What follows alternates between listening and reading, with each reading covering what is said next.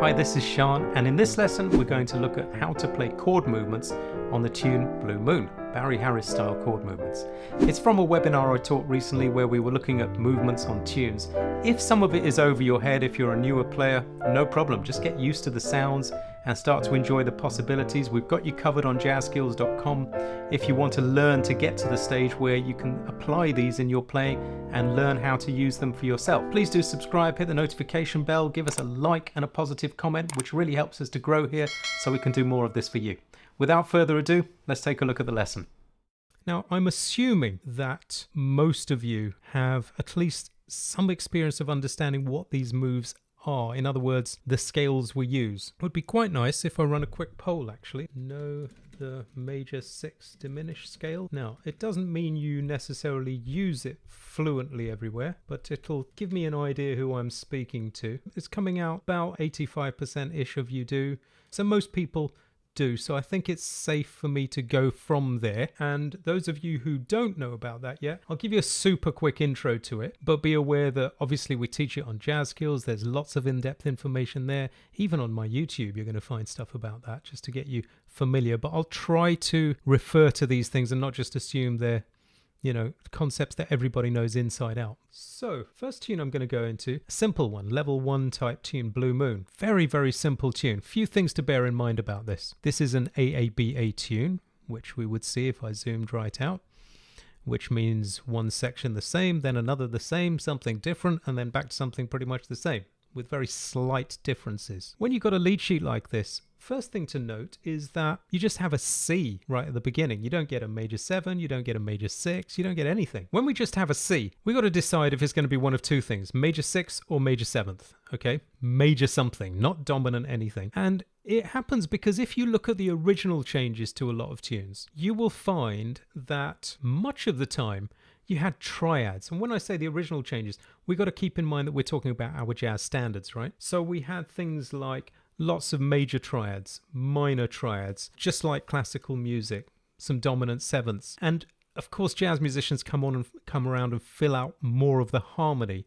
But in some of the lead sheets, in that process, they still get left to just a C. So this one I haven't sanitized on purpose. I've just left it as it is so we can talk about that. When it's C with anything other than C in the melody, then it's major 7th for me. Almost all of the time, let's say. When it's got C with a C in the melody, like that, then it's C6, okay? And this is something where the books often get it wrong. So the books may write a major 7th there, where you have a C in the melody.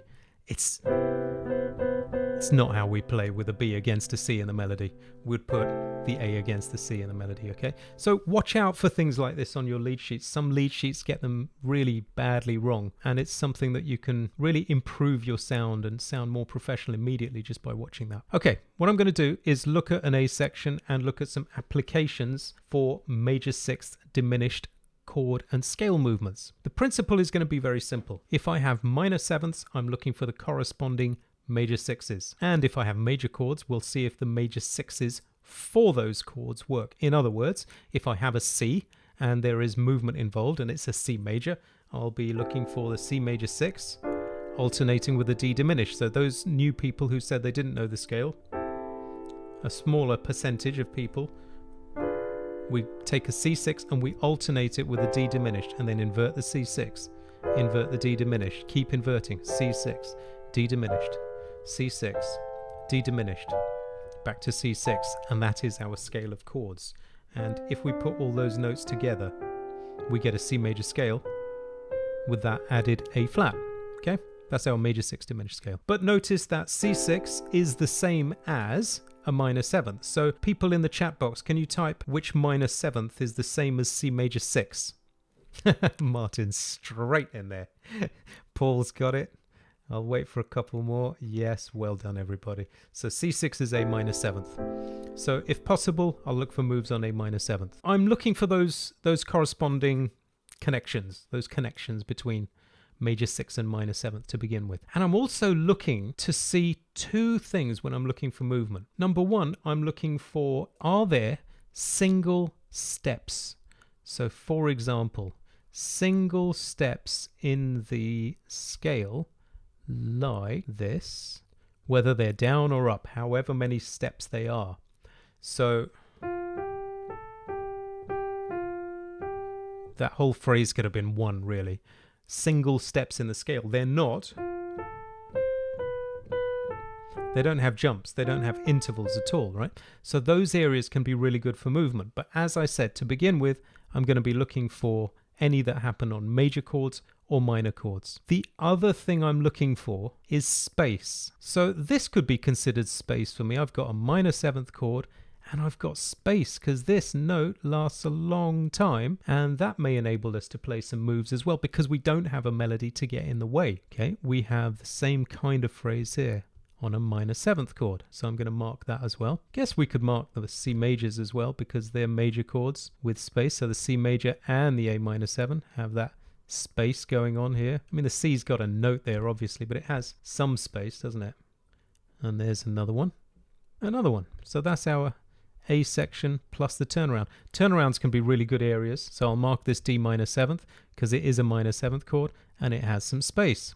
Turnarounds, the areas at the ends of A sections or B sections, sections in general, that give us some space to play things like movements or voicings that work for us, that may not work if there was a melody present. Okay, so let's see what we can do with that.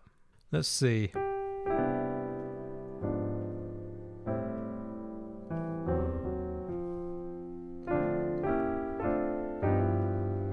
Loads. There's so much just in those couple of bars. We could almost have a whole webinar on it. So first of all, I'm using a C major 7th voicing, which I call a G6 on top of a C. Really the 1 has been moved up to 2. Okay, I could use C major 6 diminished movements there if there was something to move. What I'm going to do is I'm going to use the C major 6 diminished movements to join the first 2 chords up, because C major and A minor, let's just call that C6 diminished, they both use C major 6 diminished in their movements because C major 6, as you all rightly pointed out, is A minor 7th. So even if I play a C major 7th on the first chord, it's fine. I'm going to put a diminished chord just under the A minor in contrary motion, you see. So this diminished, let's say this diminished triad is going down, whereas this diminished shell is going up the scale. So it's just a tiny little move, like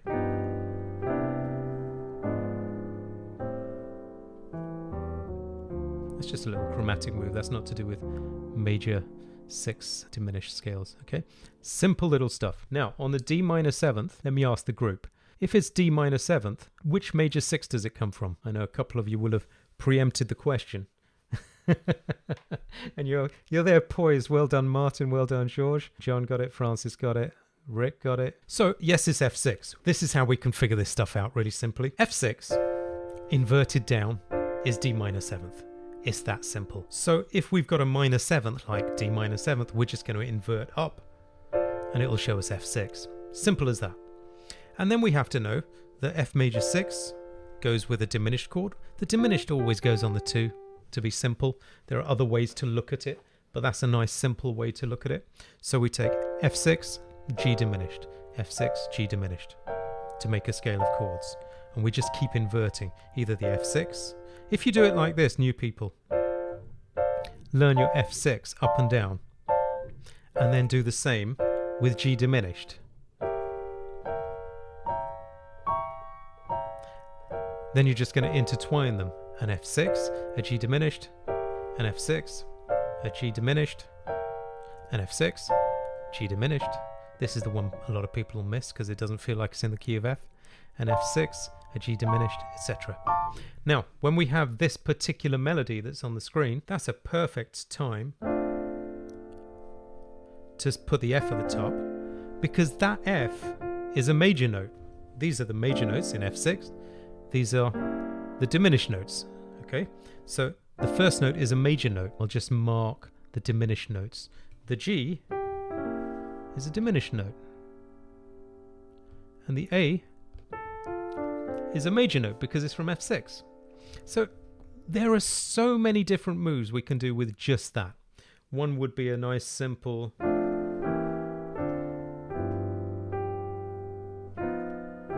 something like that. So what did I do? Take the upscale part and find a major note to begin on in the left hand that makes some musical sense. I like going contrary motion where the scale is going up in the melody, the left hand goes down. So I chose the F and went in the other direction, and I went from the F because it got me nicely to D, so I finally got the root note of the D minor 7th chord. Okay, so that would be a minor 7th move. Another thing we could have done is we could have said everything in the same direction, and that would, I need the dominant of G to do it well.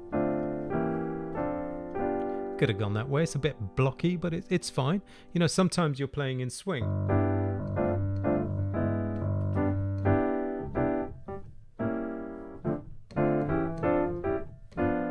So it's conceivable. It's possible, yeah? Another thing we could have done is do these split kind of moves. I call these building up notes. I'm going to start on these two notes, and then I'm going to go in contrary motion. So these two notes in F major 6 diminished, if they go apart, they both go to diminished notes now, and that means that this diminished note in the middle is empty, so I'm going to play it. And when they go apart again, they go to major notes from F6. So once they've gone apart that much, I've got these two major notes I can fill in. So we start with 2 notes, go to 3 notes, and 4 notes. Right, so we have so many ways we could do it. We could get too stuck on that one area, so we'll continue on. We get the equivalent phrase on the next D minor 7.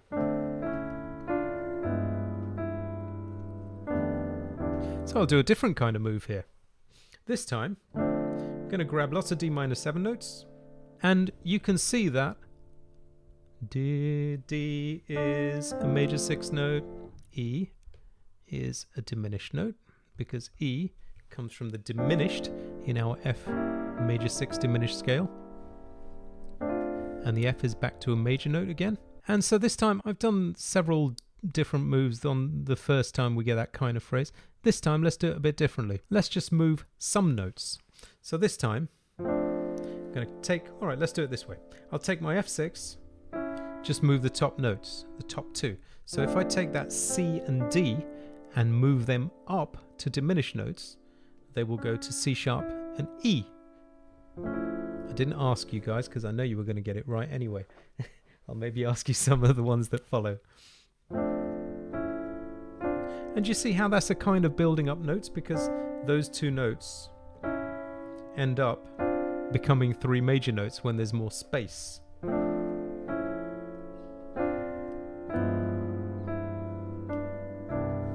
Etc.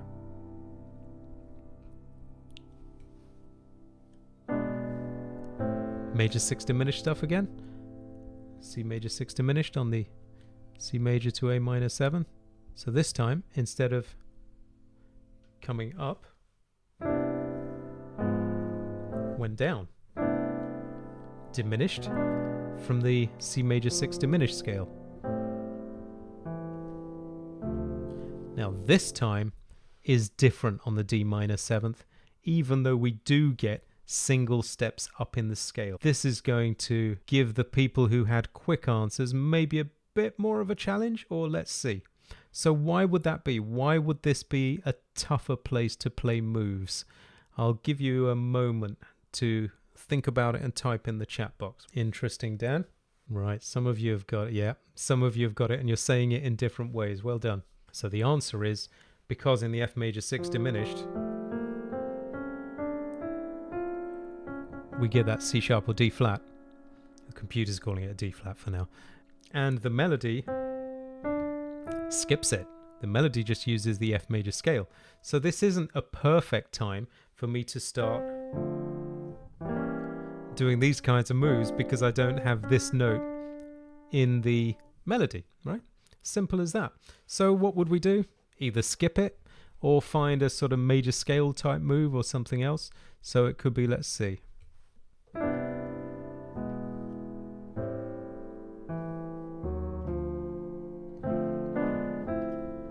You know, being that D-7 is in the key of C, sometimes even the C major 6 diminished moves can sound okay. So these are notes in the C major 6 diminished, as I pointed out. They're okay. I'm kind of awkwardly fingering, trying to keep my hands out of the way, and it is a little bit awkward anyway. But it could be something like that.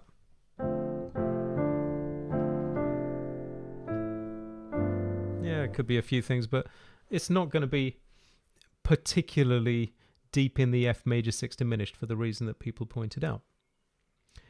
George says A-7 stroke C6 under C, D-7,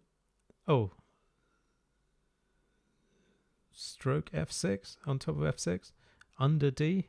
Oh, I see what you mean. Let's see. D-7.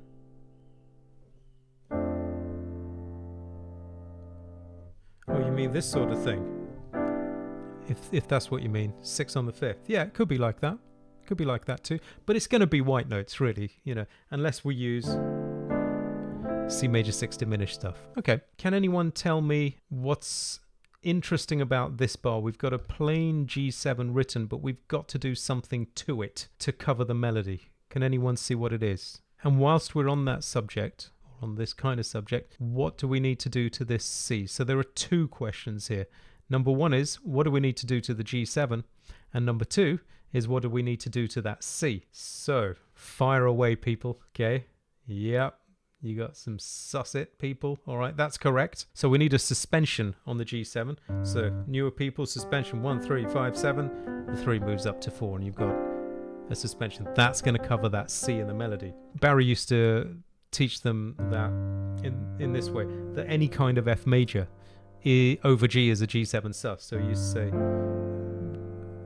I'm slightly paraphrasing, but for me, any kind of F major means an F major triad. It means an F major 6, it means an F major 7. Just depends on what's happening in the melody. But in this case, it's 4 Cs. So it can just be sus. We could move again through that C major 6 diminished. Like that as well. Because on G7s, more advanced people, sometimes I'll move them, actually often I'll move them in C major. So I'll look at where they're going to and move them in C6 if they're going to any kind of C major. That's maybe for another day. And as far as this C goes, yes, some of you got that. Ned, I saw you got it. Greg got it as well. Brilliant. C6, and that's because we've got the C in the melody. So this one really needs to be 6. You can have 1 6 shells on those. They're probably better than 1 5. You can even decorate them with a 2 there. Okay, that's a lot on that A section. The B section isn't that great for movement anyway, because, let's just have a quick look, because you've got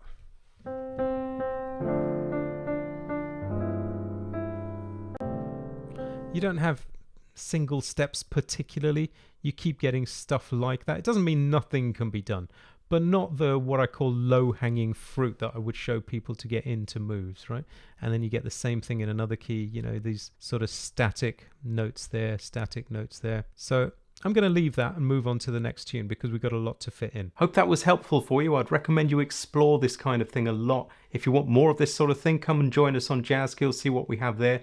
A load of stuff on improvisation, on chord movement, on getting fluent in the first place, learning tunes, putting it all together. Great community, plus help from me as well. Thanks for watching. See you on the next one. Bye for now.